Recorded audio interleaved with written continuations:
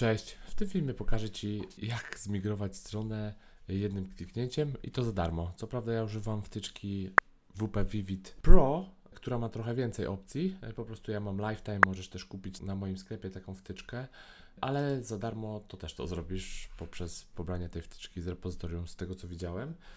No i teraz mam dwie strony. Jedna jest nowa, taki one page, który wygląda w ten sposób.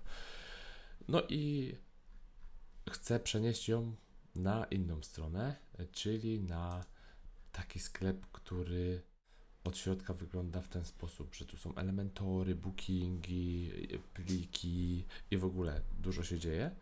No i chcę zrobić jedno kliknięcie i po prostu przenieść tą stronę bez kopiowania plików, bez w ogóle logowania się gdziekolwiek i tak dalej. Po prostu jestem w dwóch kokpitach zalogowany. No i kliknijmy i zobaczmy, co się zadzieje. Jestem w wtyczce WP Vivid, klikam Import Site i tu mam Generate Key. No i ten klucz jest ważny 8 godzin i tu muszę mieć taką samą wtyczkę, czyli ja mam, no tutaj też mam Pro i wklejam ten klucz.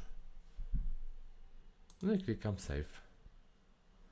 No i teraz już widzę, że te strony są ze sobą połączone, no bo mam adres tej strony, na której jestem teraz i mam adres tej strony, na którą będę przerzucał pliki, WordPressa i tak dalej.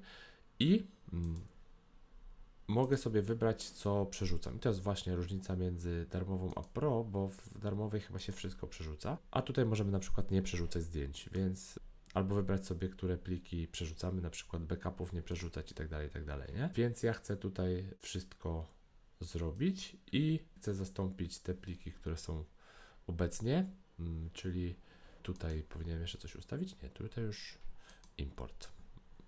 I jak będę przywracał, to będę mógł sobie wybrać chyba jeszcze jakieś opcje, więc klikam export i tu trzeba chwilę poczekać.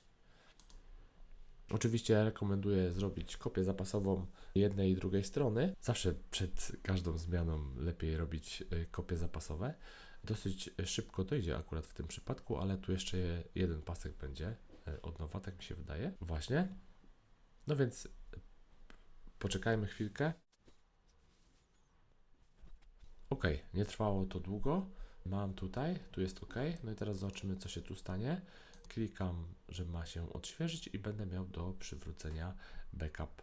I w momencie, gdy kliknę Restore, no to ta strona ma 34 MB, ta nowa i jest na nowym PHP i w ogóle, a tutaj jest stare PHP i trzeba to zmienić na serwerze, ale może na tym starszym też pójdzie. I tutaj właśnie mam Advanced Settings. Nie mam pewności, czy one są w darmowej. Wybacz, że nie wiem, jak jest w darmowej, ale nie korzystam z darmowej.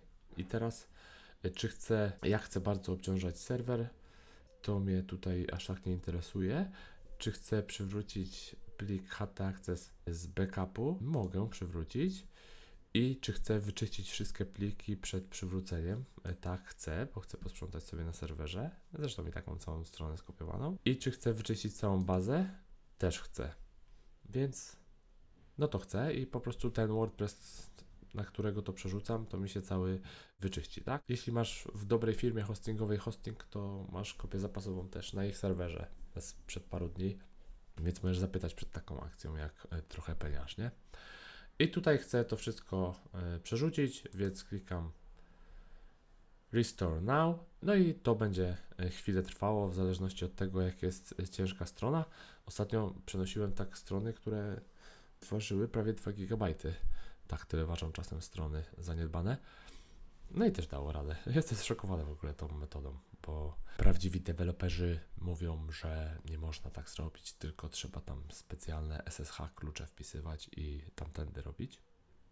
I to jest oczywiście prawda, tak też najfajniej zrobić, tylko no ja mam do czynienia z zwykłą panią Grażynką i ona woli tak sobie zrobić, jak ja przed chwilą. No i mam gratulacje i wylogowało mnie, to znaczy, że ten login, który wpisałem przed chwilą, nie pasuje.